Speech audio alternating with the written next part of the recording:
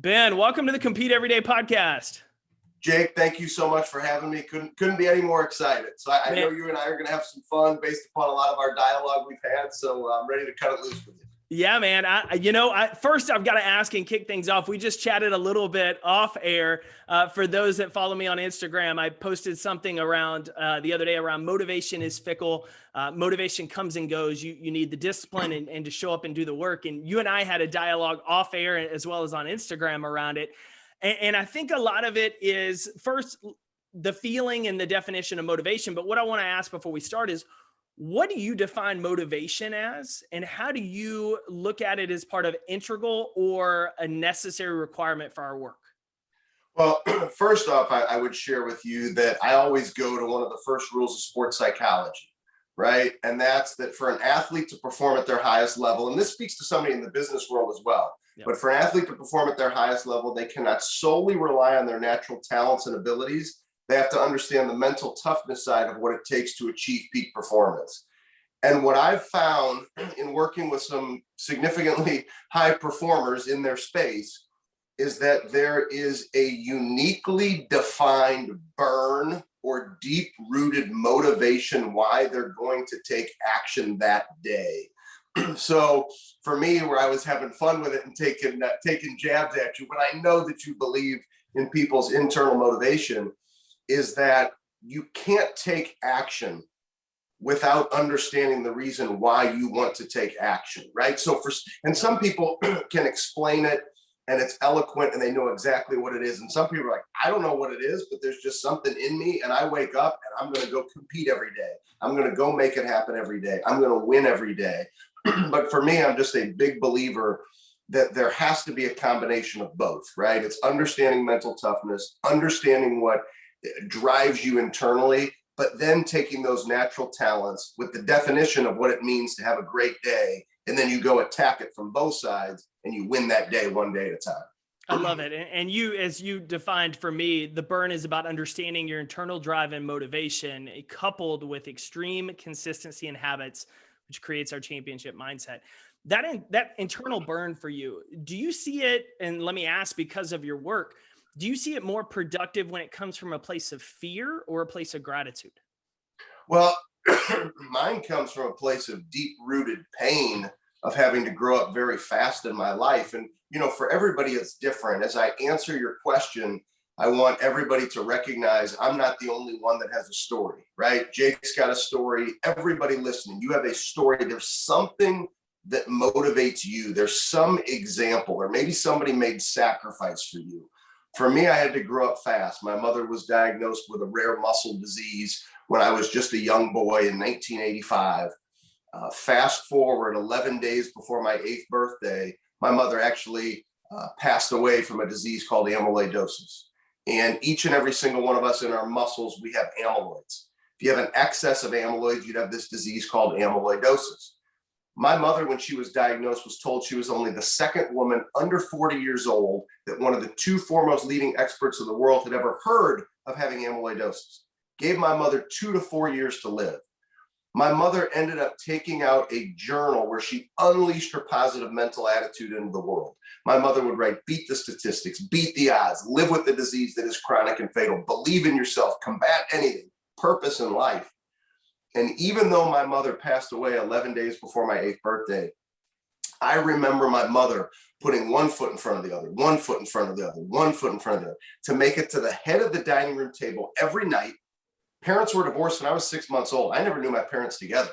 And every night she'd sit at the leader of our family, at the head of that dining room table, look my older brother Drew in the eyes and say, Drew, how was your day at school? And then look me dead square in the eyes and say, honey, how was your day at school? And I always got the honey because I was the younger son. So I got to get some of you guys to laugh a little bit because you probably didn't expect that this is where I was going with this. But that's where my burn comes from. It comes from saying, wait a second. If my mother was a single mom fighting to make ends meet, rare muscle disease that most people have never even heard of, and she could come to the dinner table to ask me how my day was at school, to take your terminology, Jake, how in the hell can I not compete every day? How can I not look at every single day as a gift and say, with this gift that I've been given, I'm not going to choose to make the most of it? And so for me, that's created this burn inside of me. And it's that burn that lights my why and my purpose, that then causes me to take the necessary action every single day.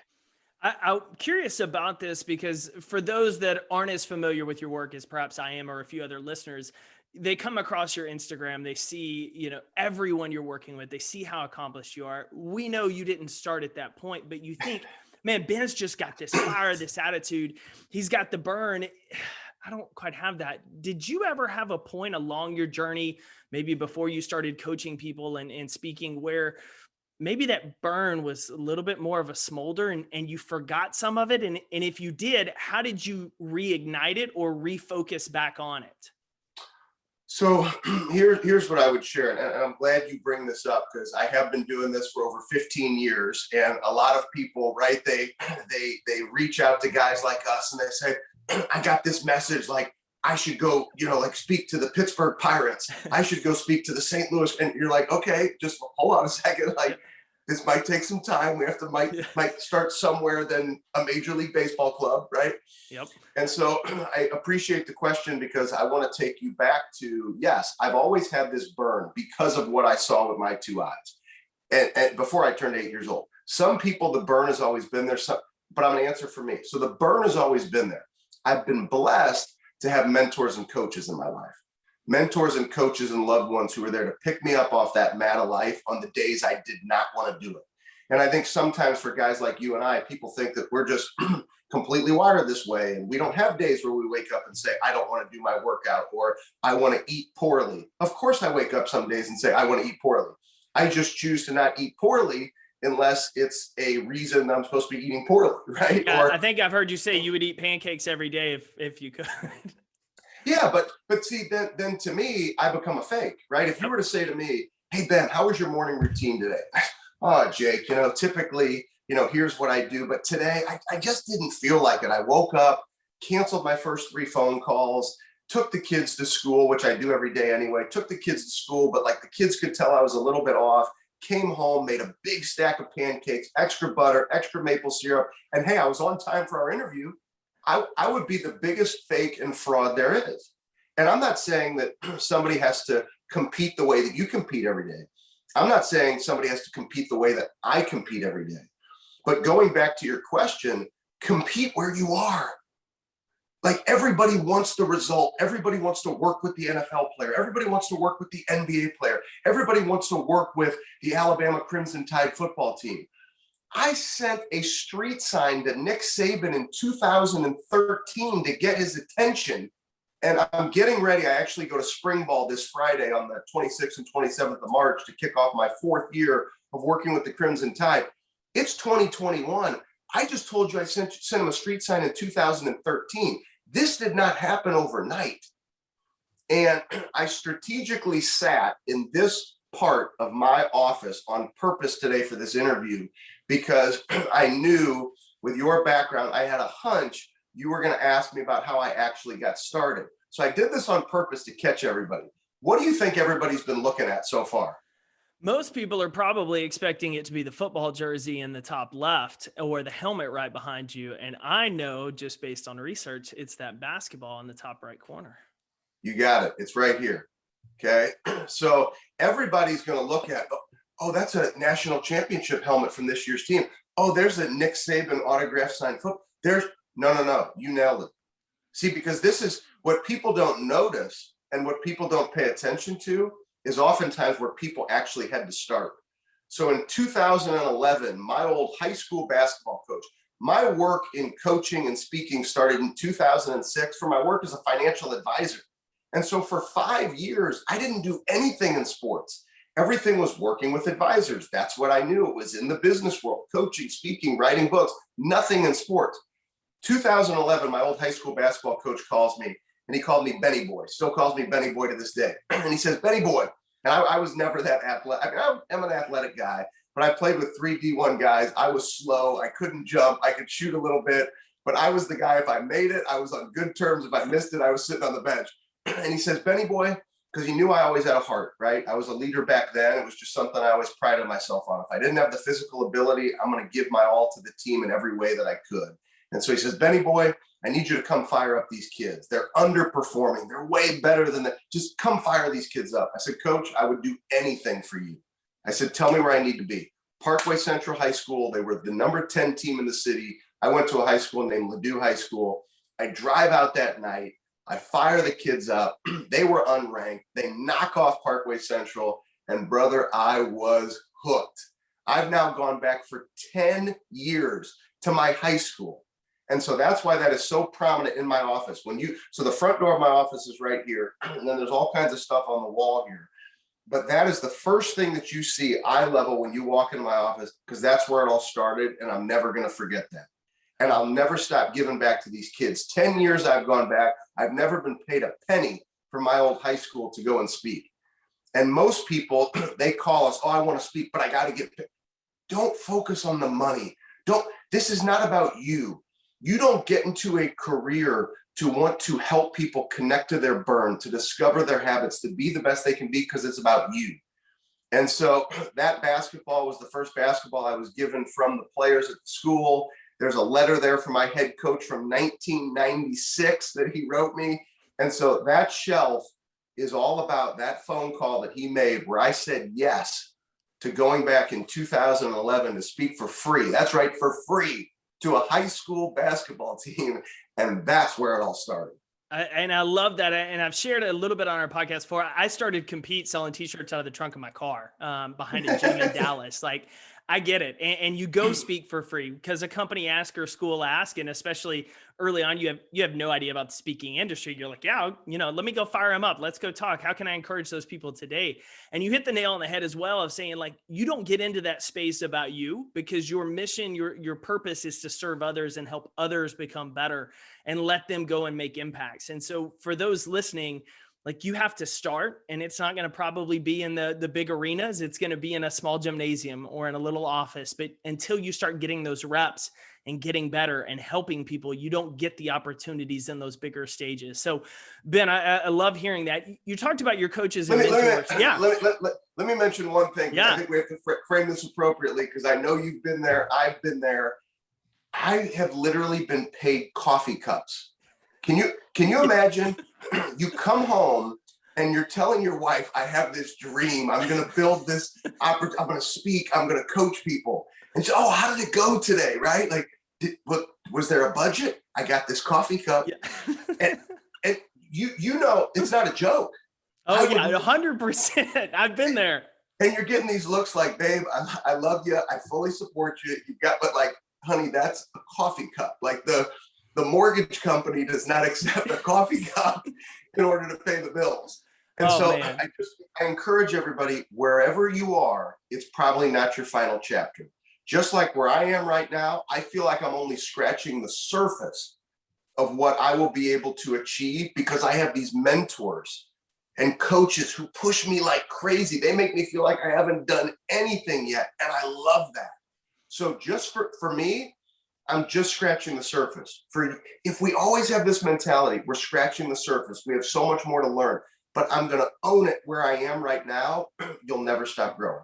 So there's two things you said right there I want to hit on. The first is, I've heard you mention this before, of most of us, or a lot of people, we have a problem of looking forward and looking for other opportunities versus looking closer to home and where we are and how we can help, especially when starting. How does someone start to reframe it to say, I'm still hungry, I'm still believe I'm scratching the surface, but where can I serve? Where can I be of value right here immediately? Well, I would say, what's the immediate action step, right? So I know this is not what people want to hear, but if I just shared with you that I started with my high school, what are the 5 phone calls that you could make right now? Whether, I don't care if you're selling widgets or you want to be a speaker or a coach, whatever, or t-shirts. What are the 5 phone calls that you can make as soon as you're done listening to this interview? Forget about money, that actually connect you to the future that you desire. And what if you actually wrote down those names, you grabbed those phone numbers, and you actually took the action step to contact them for a reason why you could help them? Don't make it about you. It's not generating revenue. It's not what's in it for me. It's you're making that phone call because of the actual burn inside you, the reason why you would want to go make a difference for that organization. That is something you could do right now. And I'll tell you, those who actually do it, they'll have a great opportunity over time of repeating that behavior over and over and over again to allow that vision to become a reality. Unfortunately, and I don't like to sugarcoat things, I've mentioned that people are going to hear it, they're not going to. They don't want to hear it. They want to hear that it was a magic pill. They want to hear that Nick Saban was actually an old friend that I knew, and he called me, and that's where I got my start. No, that's not where I got my start. It'd be great if I got my start there, or would it be? I mean, and see, that's where people get tricked, right? They think it wouldn't be great. I had to start where I started in order to be able to understand when the timing was right, I would be ready. And it's the same for all of us. And it gives you the same opportunity to say, look, this is how it started. This is what I did in 2013. This is how I built. Because otherwise it's like, oh, Nick Saban was an old friend and he brought me in. It is a completely different story. And people will make excuses to justify their own lack of effort and lack of action of like, well, he was just lucky he already knew him versus no, like he had no clue who he was. Ben built this. Here's how he built it. Then you can say this is the work along the way that you have to do. You have to show up. One of the things that you've mentioned as well in here that I think is incredibly crucial is the power of those mentor relationships and coaches. You still work with coaches. You obviously offer a coaching program for people and believe in the power of mentors. How does someone that maybe doesn't have that mentor, hasn't had a coach since sports in high school or college, where do they get started in terms of finding a mentor relationship and how, one, they can add value to that mentor and get that relationship built? So it's not just, hey, what can you do for me or who can you introduce me to? Sure. So it's a great question. And I want to start by answering the point that you mentioned right at the beginning there. I still have two coaches. I have two coaches. I literally started reading my 9th book of the year this morning. I am so far from figuring this thing out.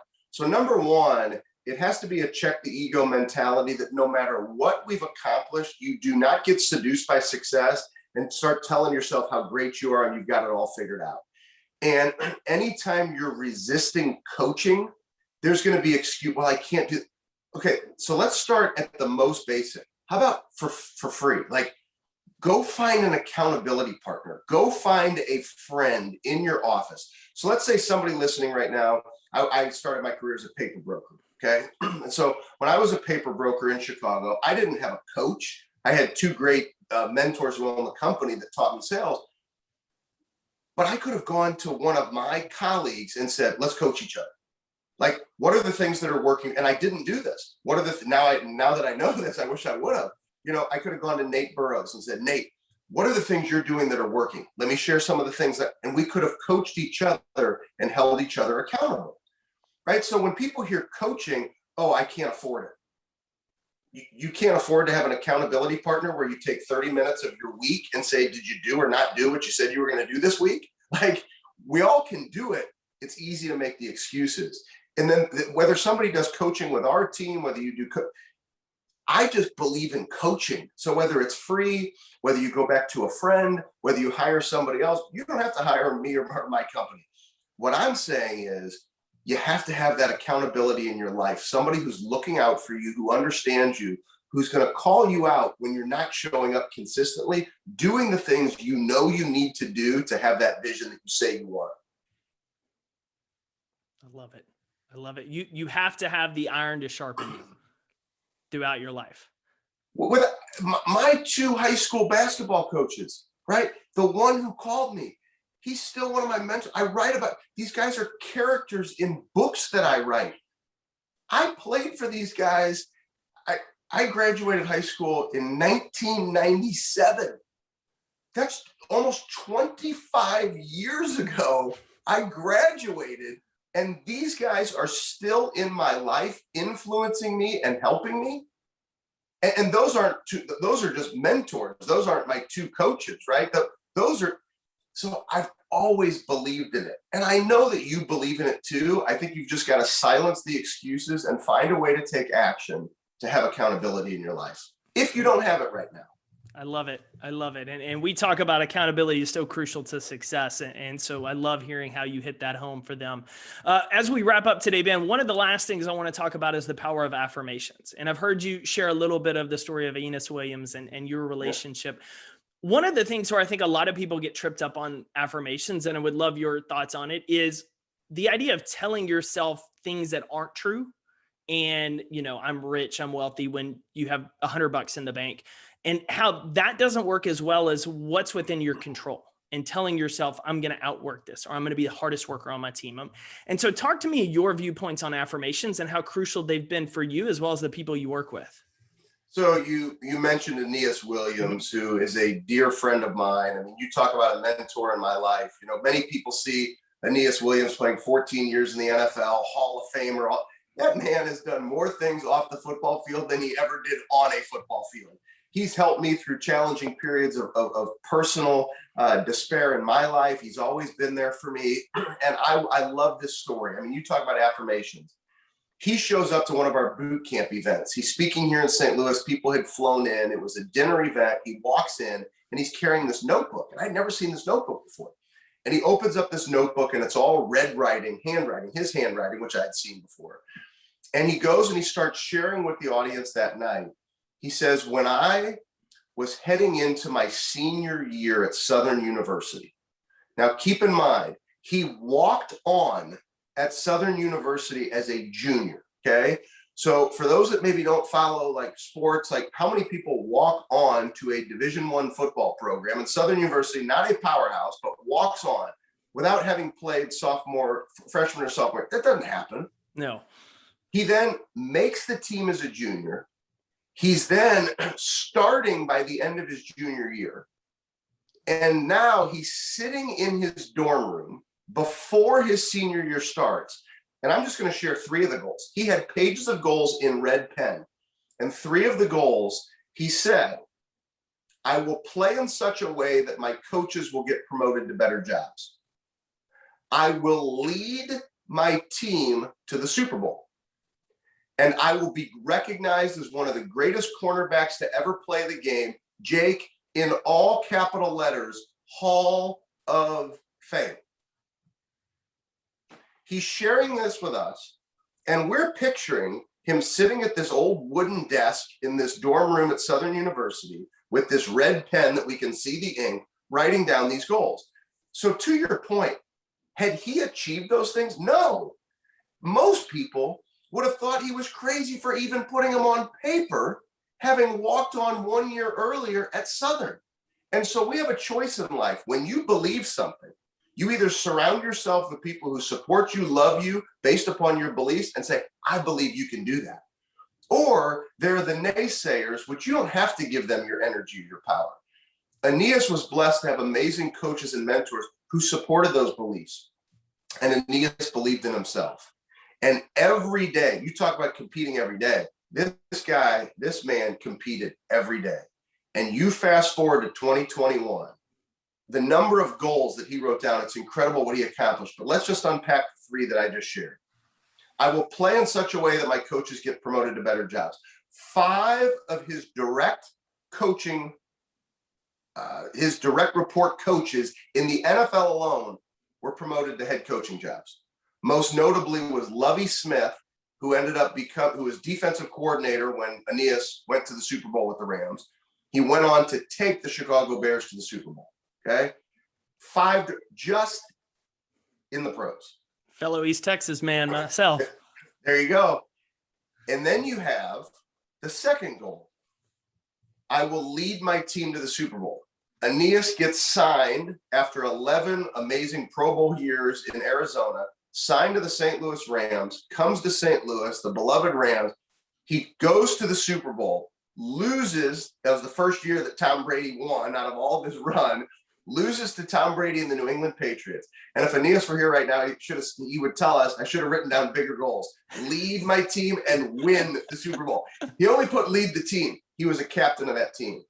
And the final thing that Aeneas wrote, right? I'll be recognized one of the greatest cornerbacks to ever play the game, Hall of Fame. Now let's put this into context. There's only 350 men who have ever walked the face of the earth at any position that are in the Hall of Fame, much less defensive backs. I don't know, maybe there's 30, 40 defensive backs, maybe 30, to ever walk the face of the earth. I was in Canton, Ohio with Aeneas watching him give his Hall of Fame speech, 14 rows, surrounded by the greatest show on turf. It was one of the craziest experiences of my life. Looking at Aeneas, the culmination of what he shared that night to all of us, when he shared it, he hadn't become a Hall of Famer yet. And then to literally hear him giving this speech, and you're looking at it going, he believed that 20 years ago. And he never stopped doing the work every day to achieve it. No matter what any reporter said, there was no social media back then when he was playing, but no matter what social media would have said, how big or crazy his goals were, he just kept believing in him. And then I will share with you, I would recommend go back and listen to that Hall of Fame speech. So many Hall of Fame speeches, it's all about the individual.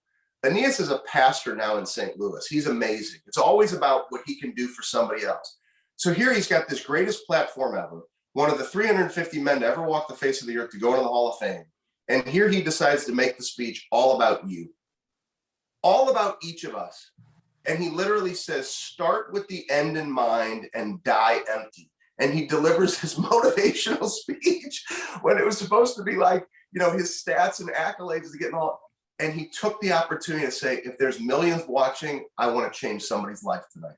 And that just speaks to the man who he is, but the belief he had in affirmations, which then fueled his ability to become who we know him to be today.